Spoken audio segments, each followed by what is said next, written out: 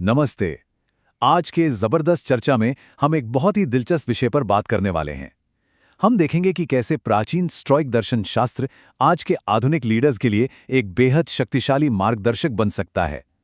Riyan holiday की बेहतरीन किताब डिसिप्लिन इज डेस्टिनी के कुछ मुख्य विचारों को आज हम गहराई से समझेंगे।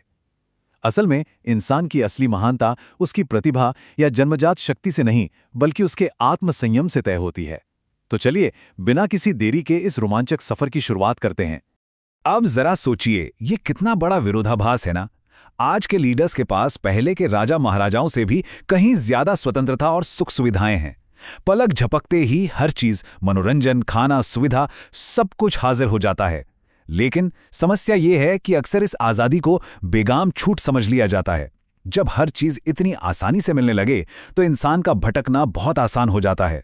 और सच कहूं तो इसी भटकाव पर काबू पाना ही आज के समय में सफलता की सबसे बड़ी कुंजी है, क्योंकि यही भटकाव अंत में असंतोष और असफलता का सबसे बड़ा कारण बनता है। आज की इस चर्चा में हम एक व्यवस्थित सफर तय करेंगे। हम शुरुआत करेंगे आधुनिक स्वतंत्रता के विरोधाभास से, फिर बात करेंगे शारीरिक नियंत्रण की, सुबह की शक्ति की, सादगी और फोकस की, और अंत में देखेंगे कि कैसे चरित्र से उत्कृष्टता हासिल की जा सकती है। तो चलिए अपने पहले पड़ाव पर आते हैं। आधुनिक स्वतंत्रता का विरोधाभास, स्वतंत्रता बनाम बेलगाम छूट। देखिए, नई तकनीक और असीमित विशेषाधिकार तभी एक सच्चा आशीर्वाद बनते हैं जब उनके साथ आत्मसंयम जुड़ा हो।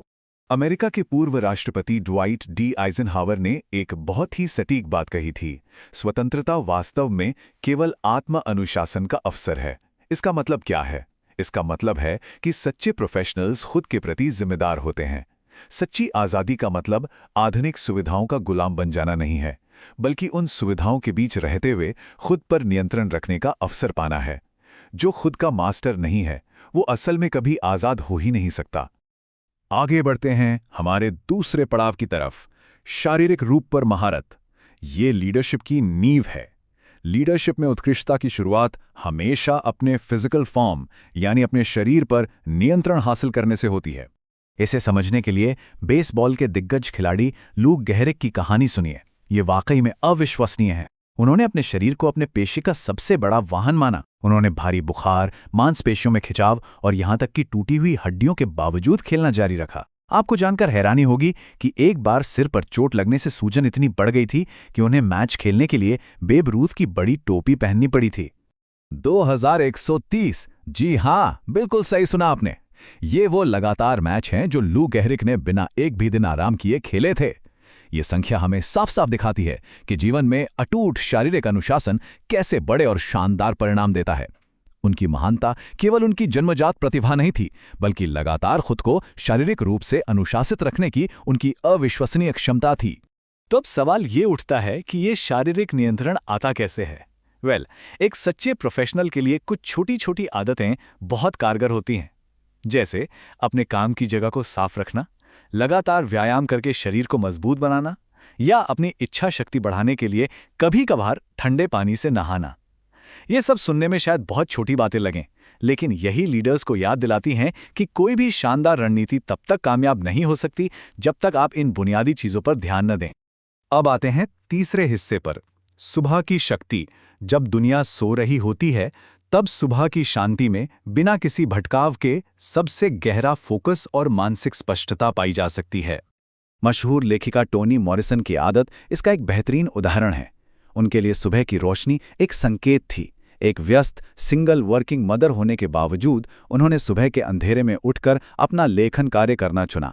दुनिया, उनके बच्चे और पब्लिशिंग की नौकरी उनसे समय मांगे, उससे ठीक पहले ही वे सूर्य उगने से पहले अपने उत्कृष्ट रचनाएं लिख लेती थीं।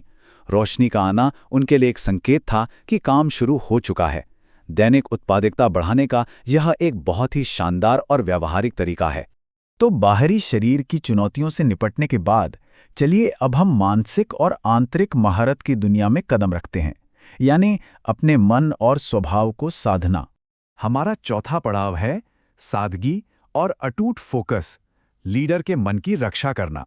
एक स्वस्थ शरीर के साथ साथ महान मुकाम तक पहुंचने के लिए एक बेहद केंद्रित और संसाधनपूर्ण दिमाग का होना बिल्कुल जरूरी है।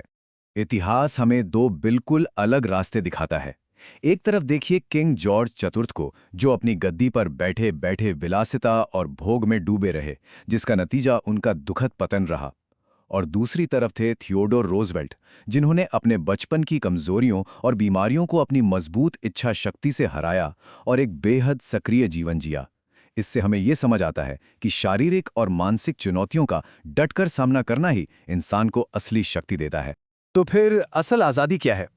रोमन नेता कैटो और मुक्केबाज रूबिन कार्टर जैसे ऐतिहासिक चेहरों ने साबित किया कि साधारण जीवन जीने और अपनी बाहरी निर्भरता को कम करने में ही असली ताकत छिपी है। जब बाहरी चीज़ों और सुख सुविधाओं पर हमारी निर्भरता शून्य हो जाती है तो दुनिया की कोई भी ताकत हमें नहीं हरा सकती।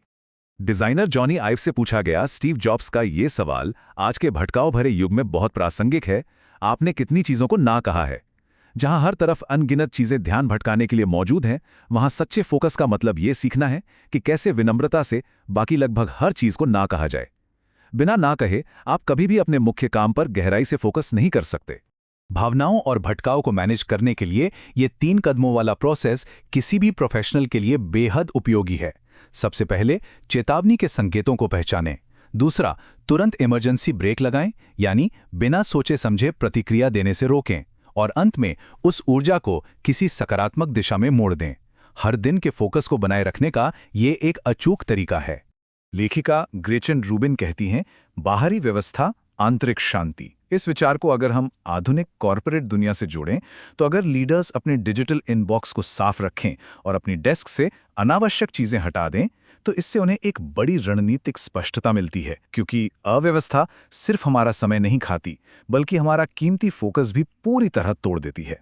जब आपका शारीरिक और मानसिक अनुशासन एक साथ मिलते हैं तो वे आपकी आत्मा में गहराई से उतर जाते हैं। और ठीक यहीं से एक लीडर का असली चरित्र, जिसे मैजेस्टीरियल कहा गया है, उभर कर सामने आता है। और यही हमारा आखिरी पड़ाव है, चरित्र से उत्कृष्टता, अंतिम नियति।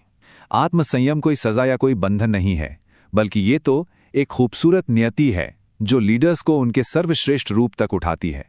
जो लोग असल में किसी भी क्षेत्र के मास्टर होते हैं, वो कभी भी दुनिया से मुकाबला नहीं कर रहे होते। उनकी असली और सबसे महत्वपूर्ण लड़ाई तो खुद से होती है।